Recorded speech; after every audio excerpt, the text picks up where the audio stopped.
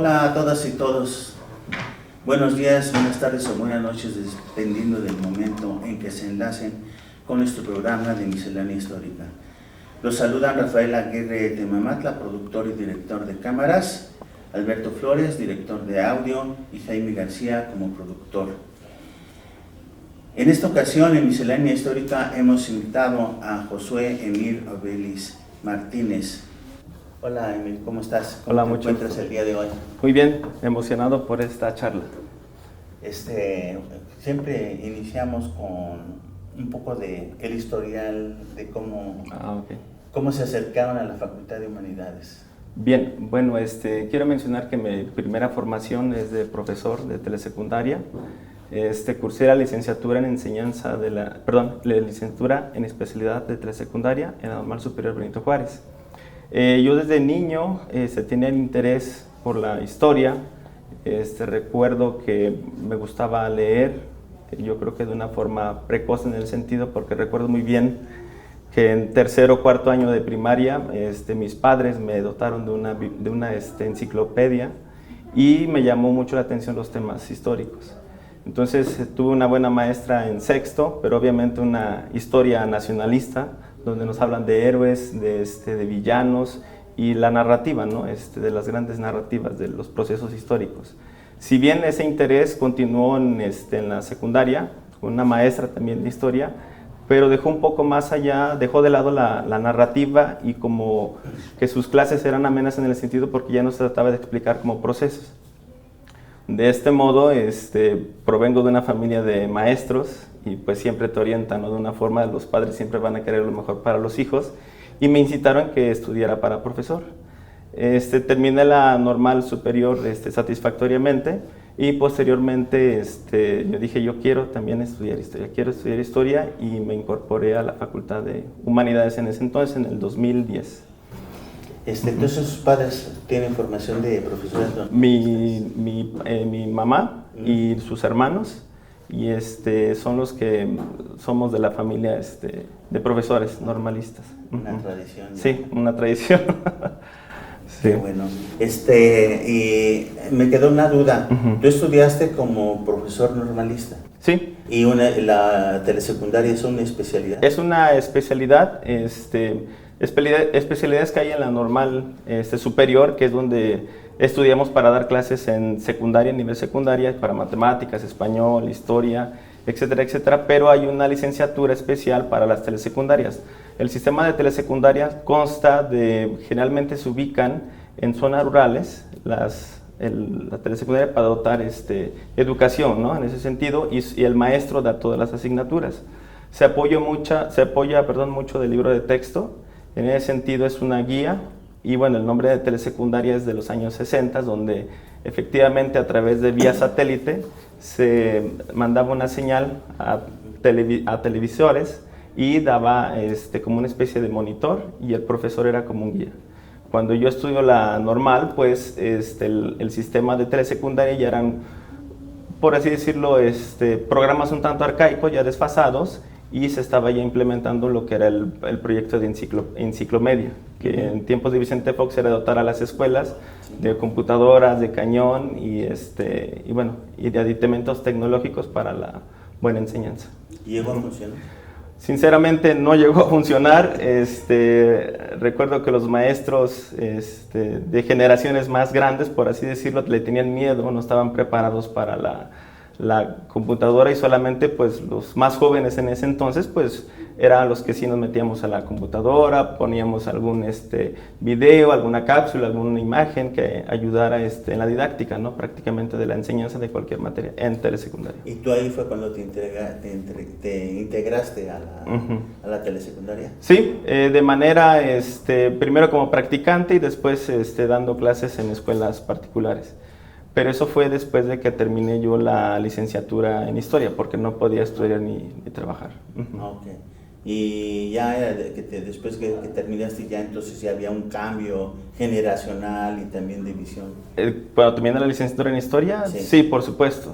Yo a mis amigos cuando tenemos ese tipo de pláticas, yo digo que estudiar la universidad y la facultad en humanidades y la licenciatura en historia pues sí te abre el panorama de una forma diferente, ¿no? O sea, yo llegué y lo digo, lo sostengo con una idea de la historia nacionalista.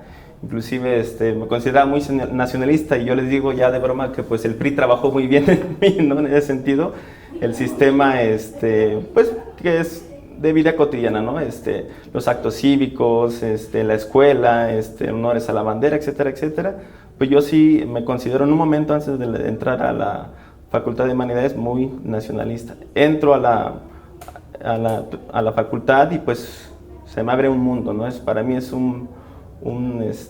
otra etapa en mi vida, en mi intelecto, en la forma de comprender el mundo. ¿Qué fue lo que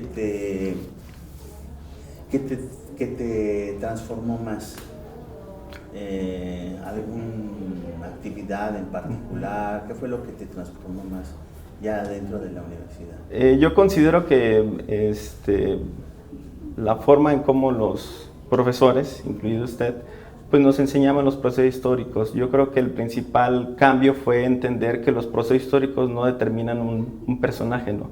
Y que no hay buenos ni malos, ¿no? Sino que son intereses, son los grandes personajes de las grandes narrativas, pues tiene que ver un trasfondo, ¿no? Como la narrativa nacional. Si bien de momento pudiera pensarse que me hubiese desencantado la historia, ¿no? Por este gusto de la historia nacionalista, pero no fue todo lo contrario, sino que me interesó más y pues sí considero que fue algo importante en mi formación.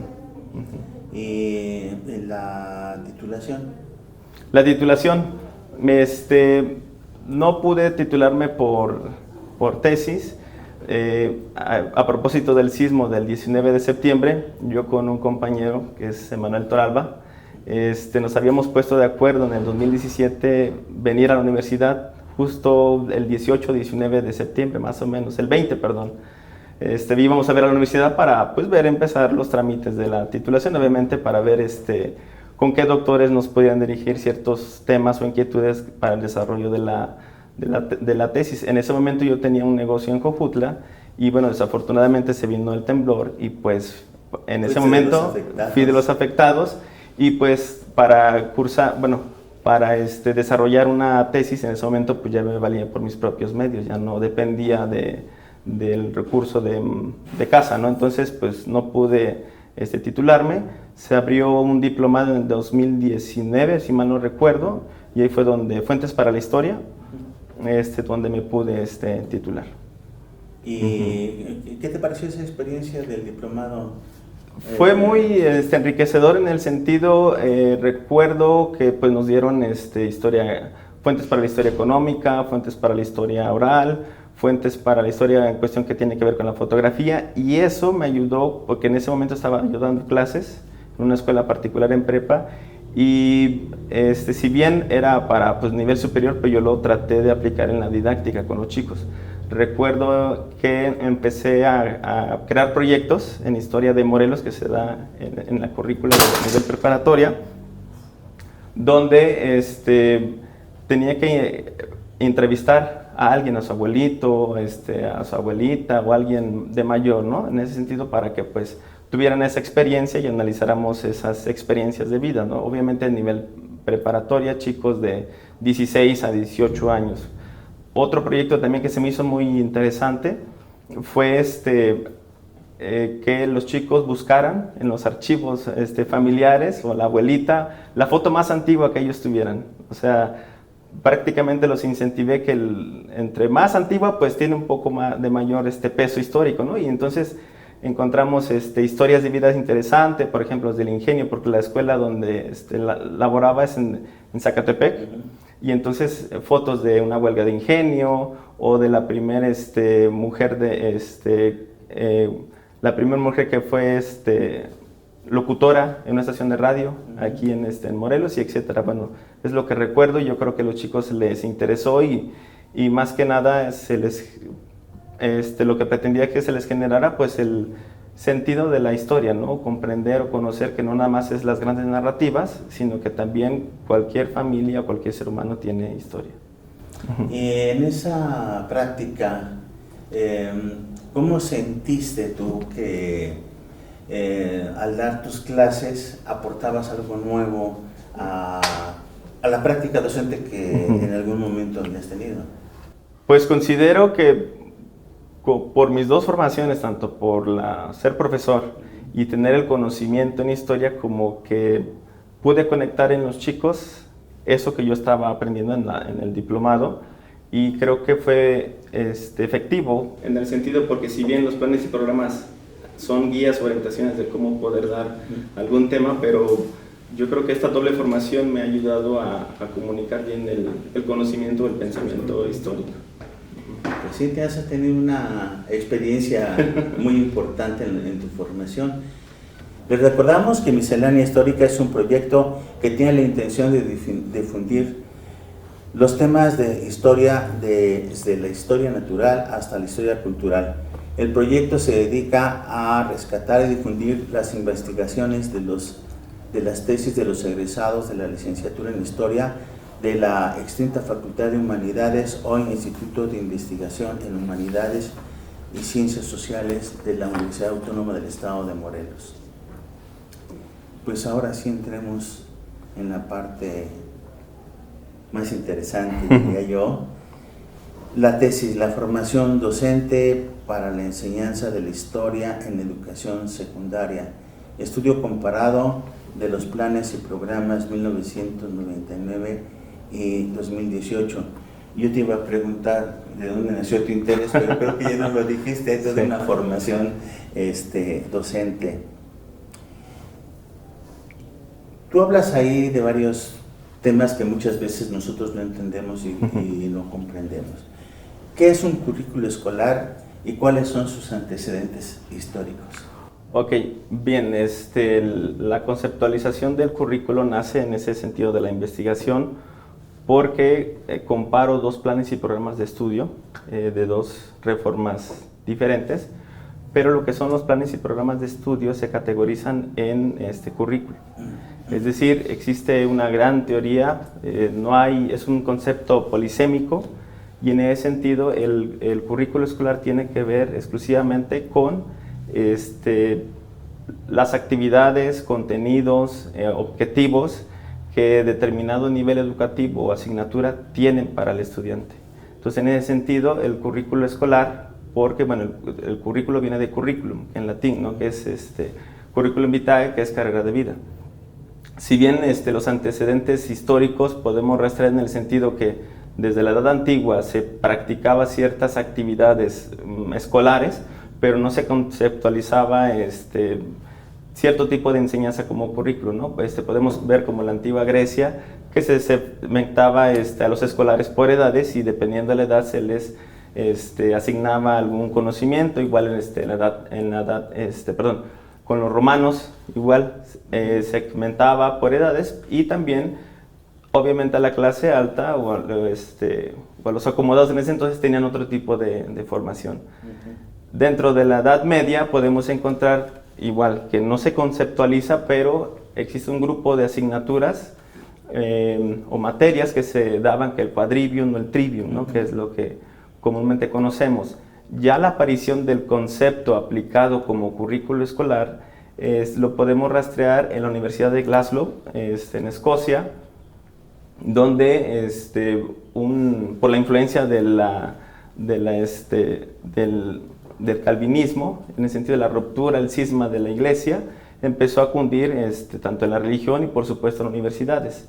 Entonces las universidades se querían reorganizar de una forma diferente, apegado con la ideología, ¿no? En este caso, forma de entender el cristianismo, y un rector, Mendeville, fue el que introdujo ese concepto para un diplomado, o cuando alguien se titulaba en ese entonces, el concepto de currículo. O sea, es decir, tiene que ver con lo transcurrido a través de una formación universitaria. Ya de ahí posteriormente es cuando se acuña ya como concepto de currículo escolar, y es como lo conocemos hasta nuestros días. Por ahí mencionas la palabra maestro artesano. ¿Por qué? Maestro artesano lo podemos aplicar con el nacimiento de los sistemas nacionales educativos modernos, en el sentido que si bien se empieza a configurar un sistema educativo, pero de momento no tenían como un currículo establecido, se les dictaba, ¿no? Por ejemplo, en las misiones culturales que tenemos en los años 20 o la primera fundación de escuelas en las zonas rurales, las autoridades educativas les comentaban a los profesores qué es lo que tenían que enseñar, que era la alfabetización. Entonces el maestro artesano era el que elaboraba su propio currículo de acuerdo a su expertise o de acuerdo a las necesidades de la población o de los estudiantes donde elaboraba. Ya donde vemos, por ejemplo, en México una centralización, una prescripción, donde el Estado dicta el currículo, podemos ya verlo consolidado a los años 50, a mediados del siglo XX, y de ahí para acá pues es el Estado el que dicta los planes y programas de estudio. Entonces por eso de ahí el concepto de maestro artesano, porque él propiamente lo elaboraba. Pues sí, en realidad era artesano. Sí. Otra cuestión que me llama la atención, ¿en qué consiste la formación docente? ¿Cómo se forma un docente?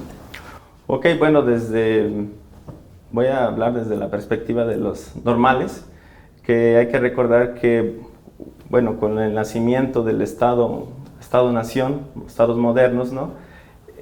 Había la necesidad de instruir a estos nuevos ciudadanos.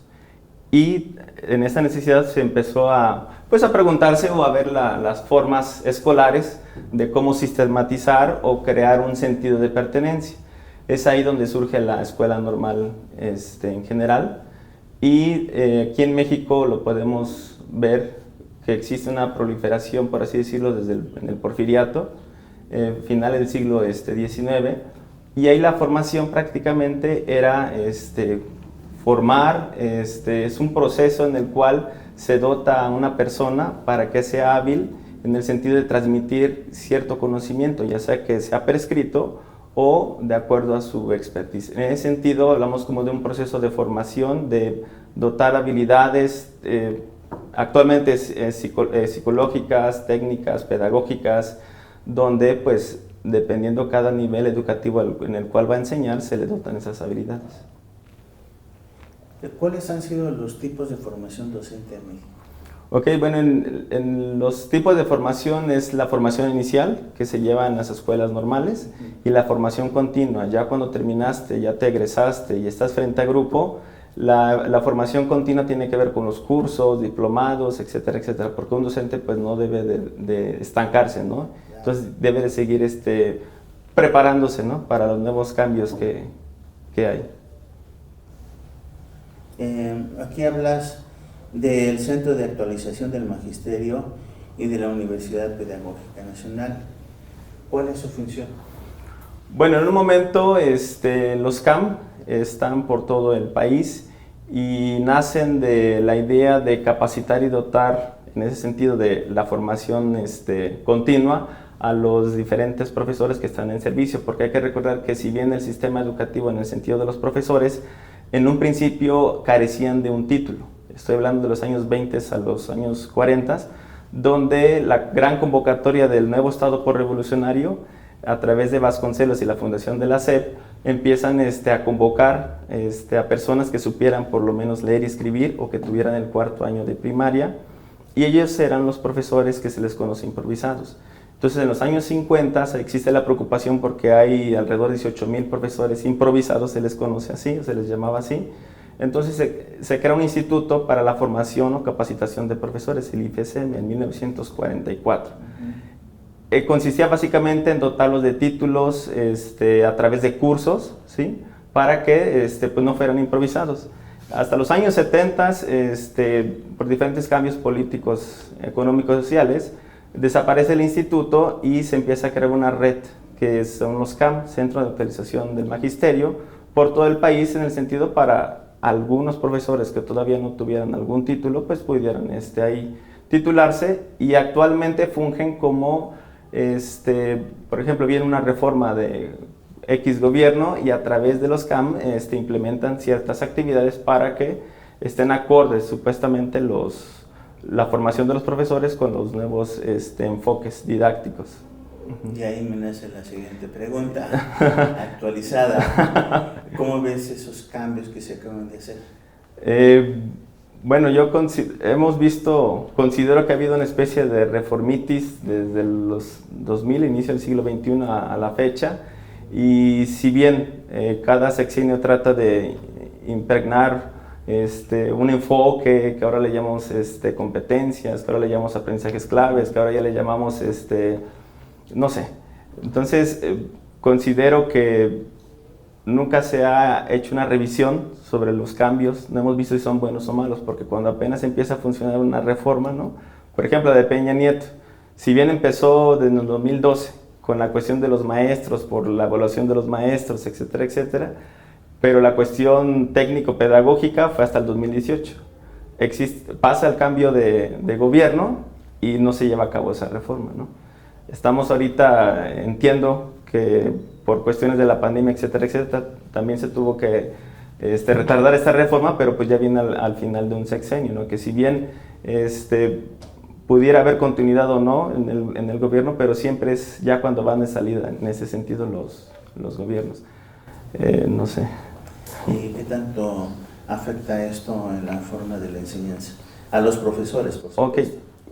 Bueno, desde lo cotidiano, ¿no? Porque eso es lo ideal. Claro. O sea, una cosa es la teoría, una cosa también es la macroestructura, ¿no? Desde arriba, cómo se va asimilando esas reformas, esos cambios, que primero pasa obviamente a los secretarios estatales de educación, luego a los encargados de la educación básica, y esa comunicación va a los jefes de sector, los jefes de sector pasa hasta los supervisores, y los supervisores pasa a los directivos, y los directivos dan ¿no? esas propuestas educativas o dan a conocer los famosos consejos técnicos. Pues sí afecta en el sentido de que pues considero que el maestro es un cambio conceptual. Si ahora hablamos de aprendizajes clave, en la planeación va aprendizajes clave, pero en otro momento ya se habla de aprendizajes, no sé, cómo lo quieran llamar. Afecta en el sentido que pues los profesores, de cierta manera, lo que yo he visto y he conocido, que es un cambio de nomenclatura, pero los profesores siguen enseñando no hay un cambio en su formación, ¿sí? No hay un cambio de que ahora vamos a hacer de esta manera porque ahora el niño debe ser más independiente. Los maestros siguen enseñando, cada quien con su expertise, de la manera, en el sentido que ellos consideran que es mejor. Y ya entrando en el campo de la historia, ¿cómo ves tú la enseñanza de la historia? Por supuesto, la experiencia previa a tu formación ya después como historiador. Ok, la enseñanza de la historia, bueno, yo creo que es importante mencionar que pues los profesores que nosotros pensamos que están en las aulas tienen un perfil, ¿no? Anteriormente, hablo de los años final del siglo XX, había un licenciado en Derecho dando historia, había un ingeniero en no sé qué dando historia. Por un lado, eso yo creo que de cierta manera pues afecta, ¿no? Porque si bien no estoy denostando, ¿no?, esas carreras, pero pues yo considero que en las escuelas normales es donde se forman los profesores, ¿no? Es como medicina, pues se forman los doctores. Entonces, a partir de las reformas neoliberales se dejó como libertad en el sentido de abrir el espectro a cualquiera que pasara un examen que consideraba la SEP, podría dar clases en historia, en matemáticas, en formación cívica y ética. Que pues lo pongo de una forma inversa, ¿no? En el ejemplo que ponía de doctores, de médicos. Con un examen cualquiera pudiera dar, recetar o hacer el ejercicio de médico, pues yo creo que no. Sí afecta en el sentido de que, si bien podemos tener el conocimiento en la historia, pero en la educación básica o media superior yo creo que falta la didáctica en ese sentido.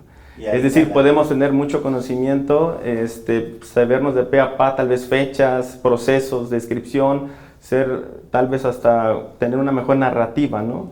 Pero yo creo que falta la didáctica, es decir, que la didáctica consiste en las herramientas técnicas para acercar el conocimiento a cierto nivel de escolares. ¿Y en la historia cuál sería? En la historia, hablando ahora de la formación en el sentido de lo que comparé de mi tesis, pude ver que primero se hizo una reforma en los planes y programas de lo que se debe enseñar en historia, por ejemplo en los años los 90s, y después se reformó cómo enseñar la historia. Entonces es un desfase, ¿no? Porque si quieres implementar, considero que primero debes de ver tu capital humano, ¿no? Tus recursos humanos, dotarlos de ciertos enfoques, de ciertas herramientas, y ya después que salga 1, 2, 3 generaciones, yo creo, porque son de 4 años, ya implementar esa reforma. ¿Qué tipo de formación recibían los profes en los planes y programas del 1999? Pues eran apegados a los libros de texto o a la reforma que ya estaba anteriormente. ¿Por qué digo libro de texto? Porque inclusive vi actividades en el libro de texto que se les enseñaba, por ejemplo, hacer una línea del tiempo en 1999. Entonces a los normalistas se les enseñaba cómo hacer una línea del tiempo. Es decir, no existía una especie de libertad o pues de pensamiento crítico, considero, o de explorar las habilidades que el propio docente en formación pudiera tener, sino que más que nada era una instrucción de cómo enseñar historia. ¿Qué tipo de historia se enseñaba? Pues todavía de las grandes narrativas, dice Mario Carretero, las master narrative, en el sentido que los procesos fundacionales, ¿no? Hay se seguía enseñando en 1999 con esta historia universal, historia de México. O sea, solamente historia universal, pues nada más se ve Europa. Y eso ya es todo el universo, ¿no? Entonces, historia de México, pues de forma cronológica, que es acertada, pero con los procesos fundacionales, liberales, conservadores, el tema de las mujeres estaba ausente en ese entonces, por obvias razones, ¿no? Y en el 2018, si bien se trata de dejar de lado una especie de historia nacionalista, en el sentido por esta comunidad global, esta ciudadanía global, donde pues para el sistema económico las barreras nacionales pues le estorban en cierta manera, pero existe una especie de inclusión a las mujeres en el 2018 en la formación de los profesores, y pero también con ciertos sesgos eurocéntricos, ciertos sesgos de clase. Inclusive se privilegia la manera de hacer historia a través de las fuentes, porque es en el 2018 donde a los profesores normalistas se les empieza a trabajar con fuentes históricas. O sea, no nada más es aprender y leer historia, sino que también cómo se puede llegar a hacer un proceso de investigación a través de las fuentes, para que eso lo hubiesen aplicado, digo lo hubiesen porque se paró la reforma, lo aplicasen a la enseñanza de la historia en las aulas. ¿Cuáles son los elementos más importantes que persigues en estos 2 programas que tú comparaste? Bien, elementos podemos ver en cuestión de que en el 1999 estaban imbuido mucho en la historia de los anales, los procesos históricos de larga y corta duración. En el 2018, si bien se ven esos procesos, pero desde otra perspectiva, en el sentido que ya empiezan a incrustar en los planes y programas de estudios historiadores, pero pedagógicos. ¿Qué quiero decir como eso? Por ejemplo, donde se formaron en escuelas normales, pero también tuvieron una formación en la historia y empiezan a desarrollar lo que se llama situación-problema. Es decir, enseñar de una forma a través de problemas, a través de cuestionamientos. Por ejemplo, una fotografía del grito de independencia, ¿no? que acaba de pasar. Se cuestiona por qué la gente está reunida, ¿no? ¿Por qué está el presidente ondeando la bandera? ¿Qué se celebra? O sea, de ahí esa es la situación problema para que los chicos empiecen a integrar. Yo considero que la de 2018, a comparación de 1999, era correcta, pero se desnostaba un tanto las fuentes orales, se privilegiaba solamente el documento escrito, y además una forma de enseñar historia desde la perspectiva donde, si bien ya no se habla de nacionalismo, y eso es algo interesante porque tanto en el 99 y en el 2018 no habla en sentido estricto del nacionalismo, pero los profesores ya en las aulas hablan mucho del nacionalismo, ¿no? Que los liberales buenos y los conservadores malos. Y esa idea yo la quería encontrar si efectivamente desde la formación de las escuelas normales se incrustaba esa idea, y pues prácticamente no viene establecido, sino que ya la propia formación pues ideológica, yo considero, de cada profesor de historia. Por ahí se me fue una pregunta que tenía con respecto a este punto. ¿Qué tiene de malo el nacionalismo? No, en cierto sentido la historia permite tener una identificación.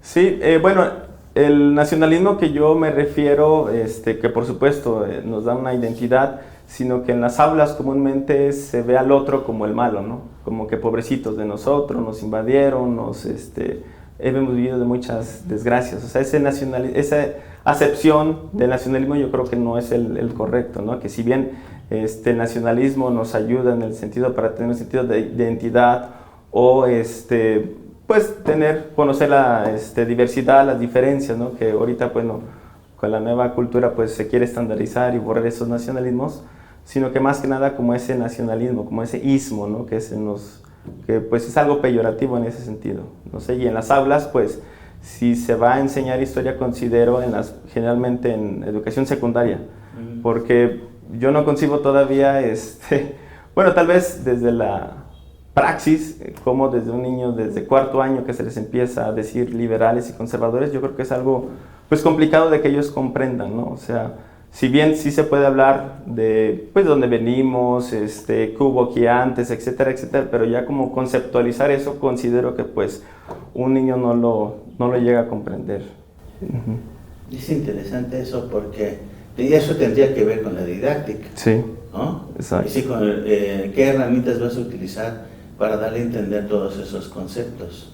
Exacto. ¿Y tú cómo lo ves? ¿Cómo podrías resolver el problema? Pues, y sí, me he planteado esa pregunta de que salirnos de pues buenos, malos, sino que, pues más que nada acercar a los chicos, a los niños en la historia, pues a través de qué pasó aquí, como hacer la historia de su comunidad, más allá, ¿no? de lo que pues comúnmente conocemos como los procesos históricos, ya como tener esa conciencia, o sea, el despertar de la historia, ¿no? Que tenemos un pasado, que tenemos un presente por ciertas cuestiones, y considero que a partir, no sé, esas son ideas propias, que a partir de secundaria ya se pudiera conceptualizar algunos, ¿no? Temas en la historia, como lo hemos venido enseñando. ¿No será que tenemos un problema para bajarnos de nivel al nivel de los niños y tratar de enseñarles ciertos conceptos que ellos pudiesen entender o que ellos pudiesen asimilar qué es una cosa o qué es otra? Sí, yo creo que tiene razón.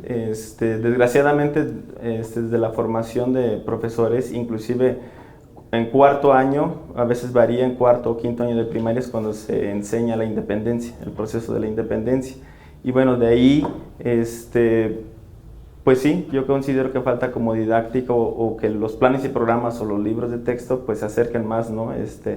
A estos perfiles o académicos que pudieran dar una orientación, ¿no? En ese sentido, para cómo acercar esas narrativas a los chicos, a los niños.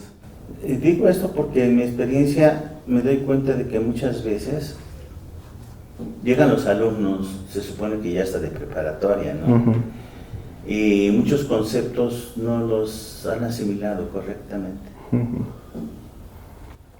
Bueno, es lo que enfrentamos la materia de historia generalmente, es de las asignaturas aburridas. Generalmente es lo que se practica, lo que se comenta.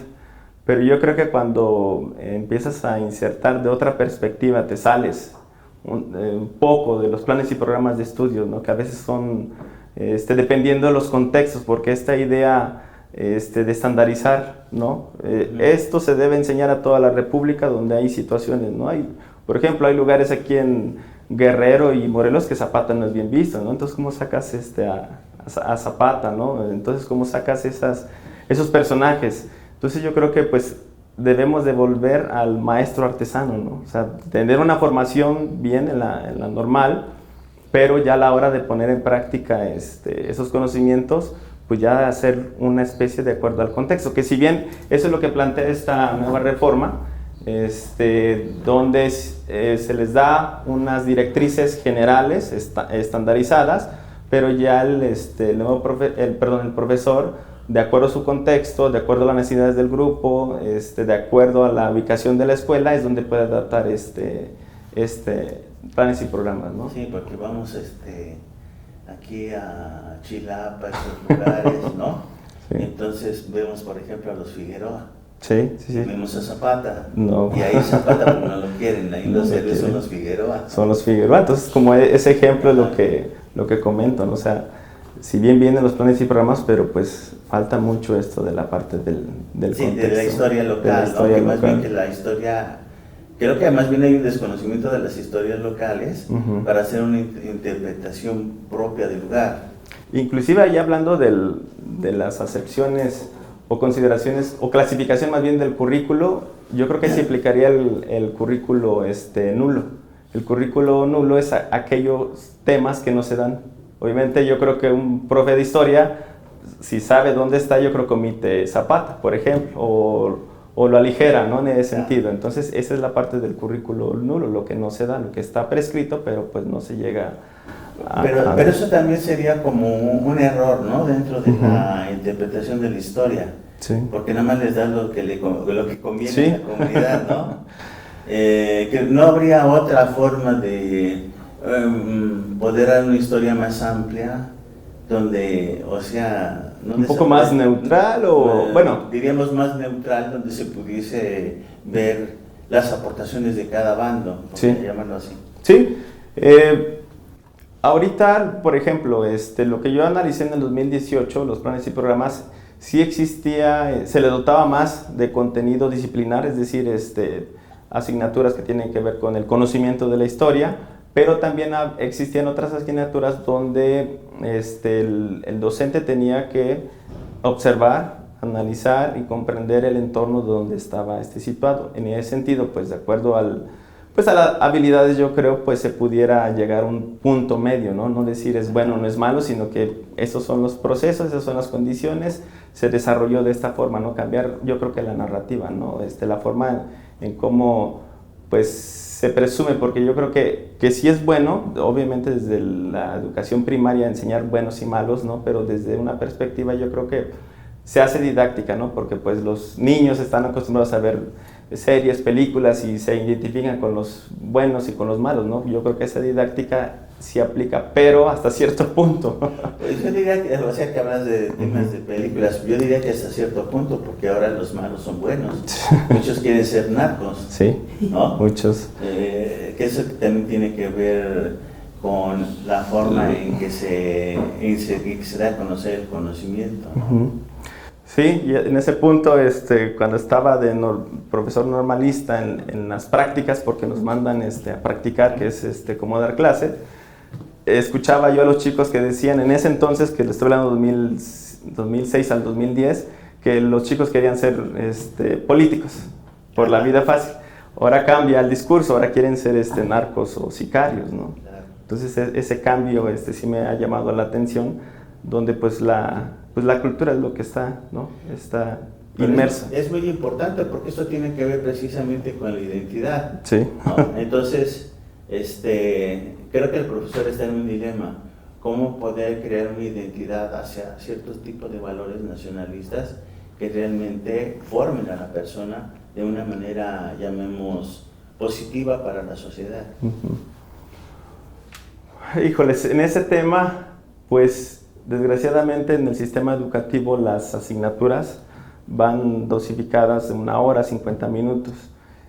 Y aparte con toda la carga, yo creo, administrativa que a veces se les da a los profesores, yo creo que si bien pueden dar por lo menos lo del currículo, ya cuando uno profundice, yo creo que esa es la magia o el plus que uno puede dar como profesor.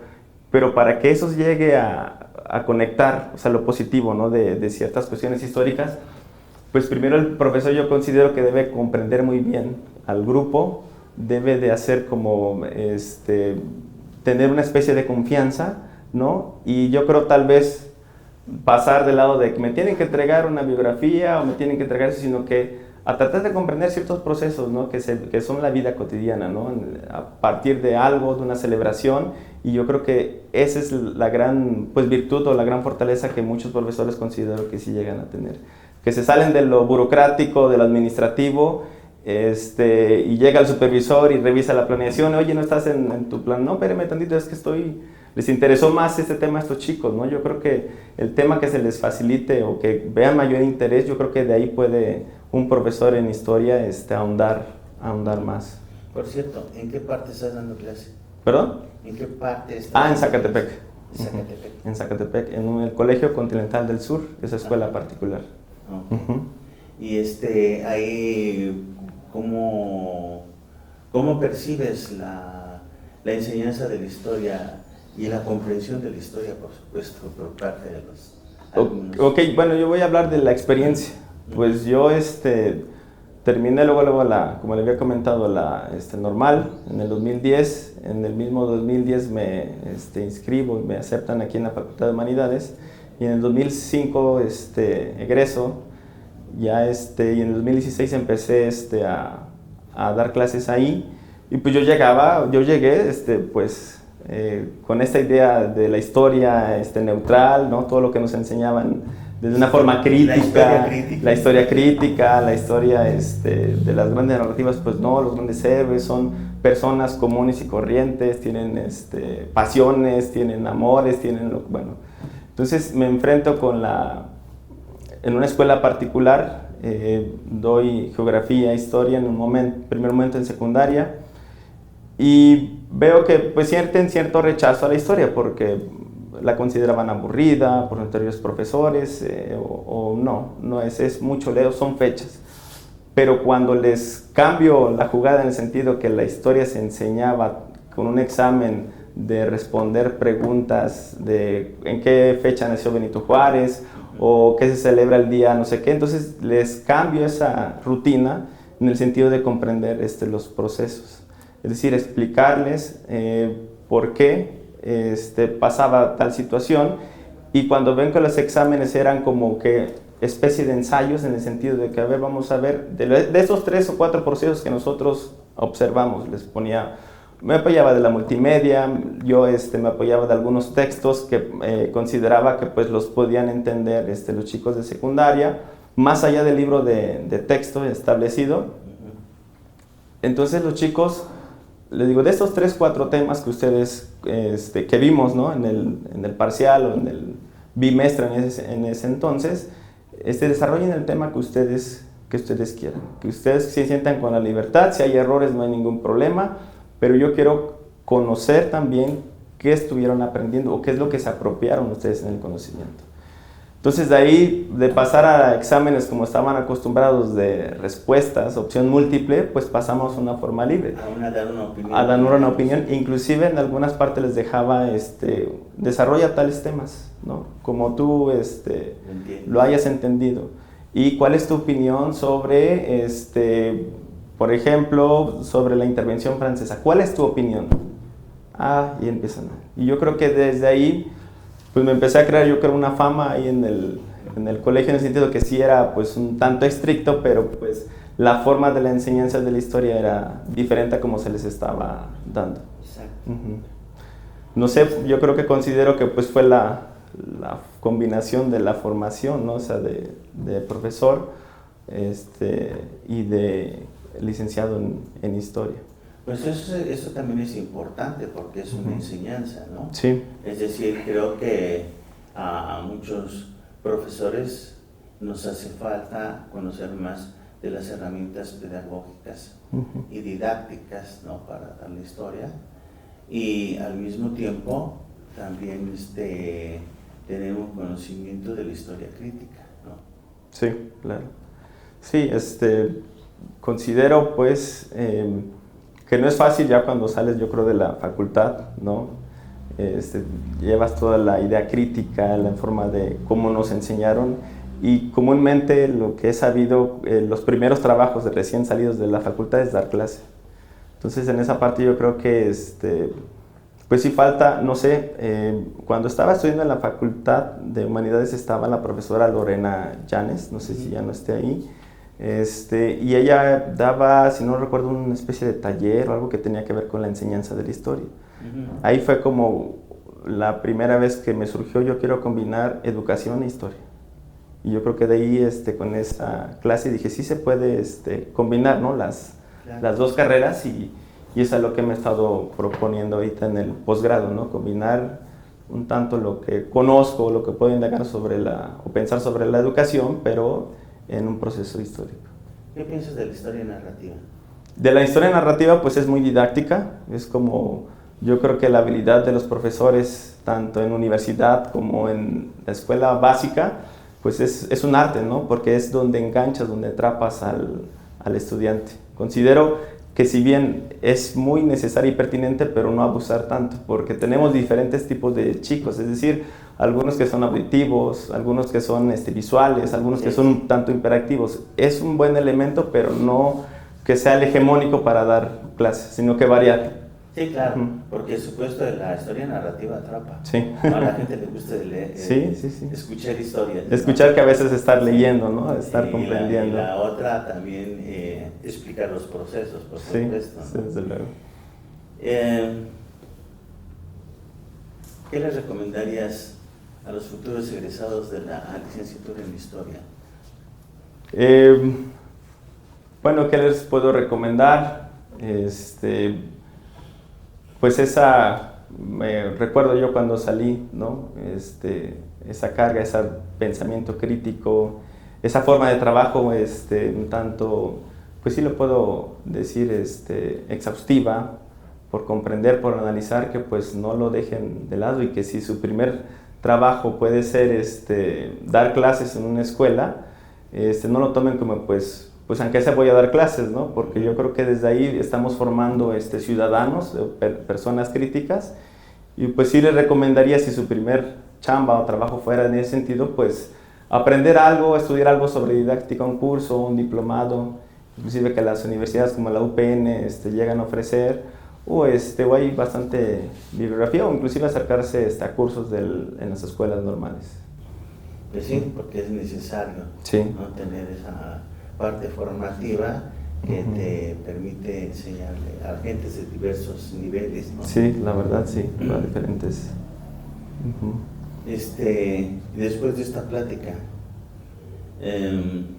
¿cuál es el futuro?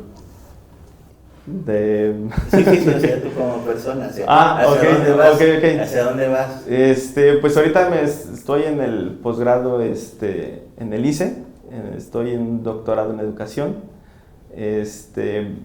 Mis proyectos ahorita, lo que tengo en mente es pues dedicarme un poco más a la investigación. No descarto seguir dando clases, por momentos dejo de dar clases y así, no, porque la investigación absorbe, pues tengo que estar ahí la investigación, bueno, absorbe mucho, pero me gustaría dar clases en una escuela normal para la enseñanza de la historia, porque considero que pues lo que he aprendido y lo que me falta por comprender, pues es necesario compartirlo con esas personas que pues van a estar con niños o con adolescentes, ¿no? En ese sentido. Pues es importante, ¿no? Esa visión del futuro. Es decir, hay que enseñar a los que van a enseñar la historia, ¿no? Sí, en ese sentido. Bueno, pues te felicito. La verdad Gracias. que pues es en tu familia hay toda una tradición en la enseñanza en general, sí, pero contigo de primaria y secundaria. En la historia. ¿Deseas agregar algo más? No, nada más pues agradecerles, y la verdad es enriquecedor esta parte porque sinceramente te pones a reflexionar como tu historia de vida o tu formación, y yo creo que pues esta charla yo creo que puede pues orientar o conocer también lo que hacemos los egresados de la ex Facultad de Humanidades. Pues es que esa es la intención de nuestro programa. Generalmente cuando terminas el diplomado, solamente los que estuvieron en el diplomado sabían si ibas a pasar o no. Sí, vas a no. Y sí, claro. quién eras tú, a lo mejor tus profesores en la universidad, los que terminan tesis, pues cuando los hacen el examen, quedan ahí la tesis nada guardadas. más la conocen los que están ahí, y después, quién sabe qué. Sí. Y lo que nos interesa es precisamente mostrar lo que hacen los egresados de historia y en general de la Facultad de humanidades de las otras licenciaturas, ¿no? Sí, claro. Y pues más adelante esperemos que nos des la oportunidad de participar nuevamente. Ok, con mucho Muchas gusto. gracias, Emir. A usted, gracias. Esperamos que la entrevista con Emir haya sido de su agrado.